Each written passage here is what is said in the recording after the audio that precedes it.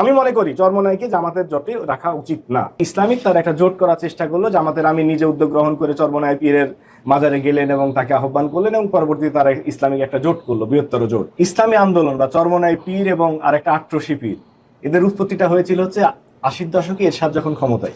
এরশাদ সাহেব আবার খুব পীর পূজারী ছিলেন, তিনি আট্রসির মাজারে যেতেন এবং এই চরমোনাইরা তখন থেকেই ফাইন্যান্সড হয় এবং তারা বিভিন্ন গোয়েন্দা সংস্থার মাধ্যমে বেনিফিটেড হয়ে এই ধরনের একটা সংগঠন তৈরি করে। জামাতের যে বড় একটা স্ট্র্যাটেজিক ইস্যুটা ছিল, এটা ইটস এ পলিটিক্স। তো তারা পলিটিক্সে তারা আসলো সম্পূর্ণরূপে ইসলামিক দল থেকে, তারা তাদের জোটটার মাধ্যমে অনেকটা ইসলামিক এবং নন ইসলামিক দল, যেটা রাষ্ট্রপতি জিয়াউর রহমানের ছিল, যে ডান বাম মধ্যপন্থী সকলকে নিয়ে একটা দল গঠন করা, বিএনপি গঠন হয়েছিল, সেই ধরনের একটা জোটের এনসিপির মতো একটা প্রগতিশীল একটা দল যারা ইয়াং জেনারেশনের এবং ন্যাশনালিস্ট পার্টি তাদেরকে নিল, ইসলামিক জোটকে নিল, কিন্তু এখানে চরমোনাই তখন বাগড়া দিয়ে বসলো। তাদের চাহিদা দিন দিন বাড়তেই থাকলো। একই সাপের দুই কল্লা থেকে আমি একটা স্লোগান পূর্বে প্রচলিত ছিল যে একই সাপে দুই বিষ, নৌকা ধানের শীষ।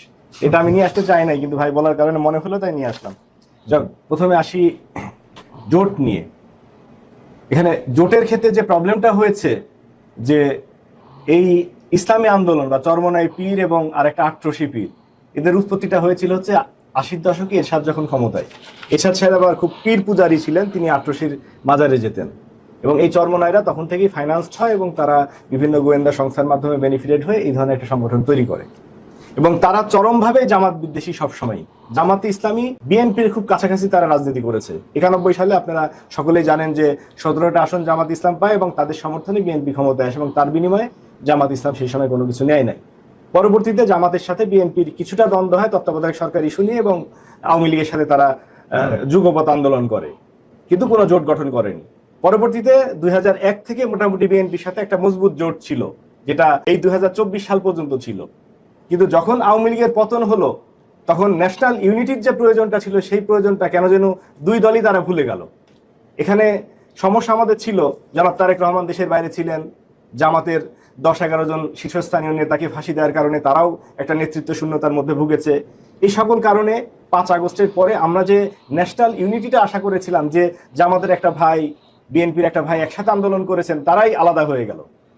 তো এরপরে পরবর্তীতে যেটা হলো, যে ইসলামিক তার একটা জোট করার চেষ্টা করলো, জামাতের আমি নিজে উদ্যোগ গ্রহণ করে চরমোনাই পীরের মাজারে গেলেন এবং তাকে আহ্বান করলেন এবং পরবর্তীতে তারা ইসলামিক একটা জোট করলো, বৃহত্তর জোট করে, যারা বিএনপিকে প্রথমে মনে হচ্ছিল যে বিএনপিকে চ্যালেঞ্জ করার কোনো কিছু নাই, বিএনপি একেবারে 100% শিওর যে তারা সরকার গঠন করবে। কিন্তু এই যে ইসলামিক জোটটা হওয়ার পরে তখন বিএনপির মাঝেও একটা সিরিয়াসনেস আসলো যে না, নির্বাচনে আমাদেরকে প্রতিযোগিতার সম্মুখীন হতে হবে, যেটা জনাব তারেক রহমান বারবার ইংল্যান্ড থেকে বলেছে যে আমাদের এই নির্বাচনী মানে মাঠ অতিক্রম করা খুব সহজ হবে না, এবং বিএনপি সেভাবে প্রিপারেশন নিচ্ছে। পরবর্তীতে সবচেয়ে সারপ্রাইজিং ছিল যে জামাত এবং এনসিপি তাদের কথাবার্তা কিন্তু খুব কাছাকাছি ছিল। আমরা দেখেছি যে সংস্কারের ক্ষেত্রে বিএনপির অনেক অবজারভেশন থাকলেও জামাত এবং এনসিপি তারা খুব কাছাকাছি ছিল, যে মৌলিক সংস্কারগুলোর ব্যাপারে, সাংবিধানিক সংস্কার থেকে শুরু করে রাষ্ট্রপতি সরানো এবং অন্য ইস্যুগুলোতে তারা কাছাকাছি ছিল। কিন্তু কোনো অবস্থাতেই এনসিপি এবং জামাত তারা জোট করতে রাজি হচ্ছিল না, বরঞ্চ এনসিপি চেষ্টা ছিল বিএনপির সাথে জোট করার। পরবর্তীতে যেহেতু বিএনপির কাছ থেকে তারা 3-4টার বেশি আসনের অঙ্গীকার পায় নাই, পরবর্তীতে তারা জামাতের দিকে আসলো এবং এখানেই গন্ডগোলের সূত্রপাতটা।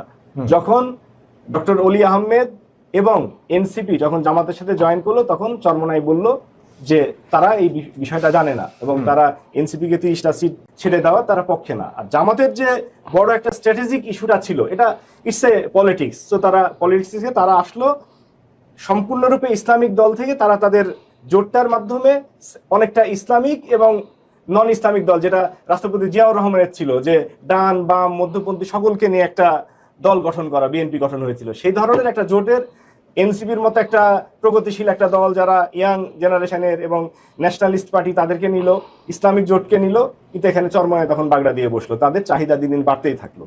আমার ব্যক্তিগত অভিমত হচ্ছে, জামাতের মতো একটা ম্যাচিউর দল কিছু ইমম্যাচিউর ডিসিশন নিয়েছে। যেমন তারা 300 আসনে তাদের প্রার্থী রাখে নাই, তাদের প্রার্থীটা উইথড্র করে নিয়েছে। এখন যদি চরমোনাই তাদের সাথে যদি বিট্রে করে, তারা যদি জোটে না আসে, অনেক আসন হয়তো দেখা যায় 20-25টা আসনে জামাতের কোনো প্রার্থী থাকবে না, জামাত অথবা তার জোটের এনসিপি বা এলডিপির। সেই ক্ষেত্রে হয়তো এগুলো ওয়াকওভার দিয়ে দিতে হবে। একইভাবে চরমোনাইকে তাদের যেহেতু মার্কা আলাদা, জামাত চরমোনাই এনসিপি তারা নিজ নিজ মার্কায় ভোট করছে, এটা জামাতকে চিন্তা করা উচিত ছিল। কারণ হচ্ছে আমরা জানি যে সংবিধানের 70 অনুচ্ছেদ মোতাবেক ফ্লোর ক্রসিং নিষিদ্ধ, কিন্তু যখন মার্কাটা আলাদা হয়ে যায় তখন কিন্তু জোটের কোনো ভ্যালু থাকে না, সেখানে ইজিলি সে যে কাউকে ভোট দিতে পারে।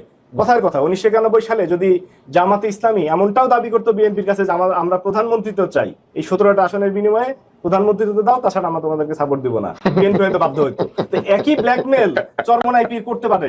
চরমনাই পীর বলতে পারে যে আমি 5টা আসন পাইছি, 5টার জন্য তুমি সরকার গঠনের জন্য আমাদেরকে প্রধানমন্ত্রিত্ব দাও বা রাষ্ট্রপতি বানাও। তো এই ব্ল্যাকমেলটা কেন যেন মানে জামাত আগে থেকে টের পায় নাই, বা ভাই বলছে যে এটা স্ট্র্যাটেজি, বাট আমি বলতেছি যে আমাদের বোকামিটা কারণটা হচ্ছে যে তারা উচিত ছিল এই ক্যালকুলেশনটা করা যে কোনো সময় চরমনাই বিচ্ছেদ করতে পারে। এবং ভবিষ্যতেও আমি মনে করি চরমনাইকে জামাতের জোটে রাখা উচিত না।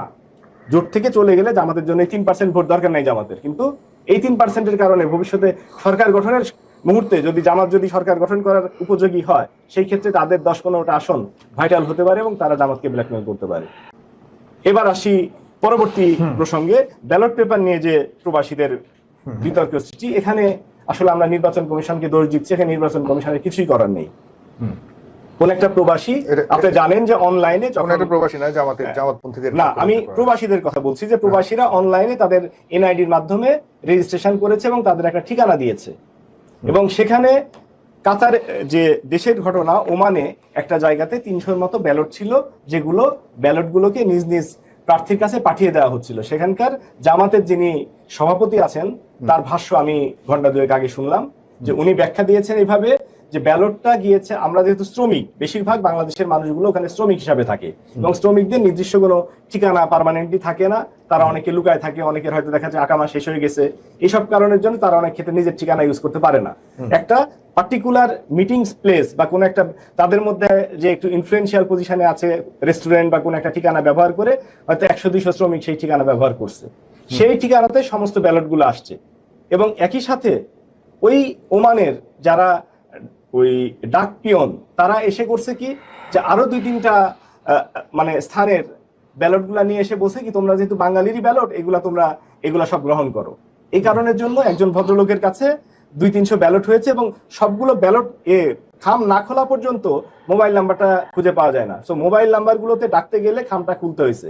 সো উনি সমস্ত ব্যালট এক জায়গাতে রেখেছেন এবং মোবাইল নাম্বার অনুযায়ী তাদেরকে কল করে ব্যালটগুলো দেওয়ার দায়িত্ব দেওয়া হয়েছিল আর কি। পারতেছিলাম না আপনার মাঝখানে ইন্টারাপ্ট করা, ওনারা দায়িত্ব দেওয়া হয়েছে এটা খুলবে আর উনি একা ফোন দিবে। আপনি পরে কথা বলুন, জি বলেন। পারতেছি না ভাই, আপনি সবাই চুপ থাকেন। এরপরে সেই ব্যালটগুলো উনি ডিস্ট্রিবিউট করতেছিলেন, সেটাই এখন বলা হচ্ছে যে এখানে কেলেঙ্কারি। কিন্তু নির্বাচন কেউ যে ঠিকানা দিবে সেই ঠিকানাতে ব্যালট আসবে, এটাই খুব স্বাভাবিক। এবং এই জায়গাটাতে ব্যালট আসার পরে ওখানে কিভাবে ডিস্ট্রিবিউট হবে, এটা তো নির্বাচন কমিশনের নীতিমালার মধ্যে নাই।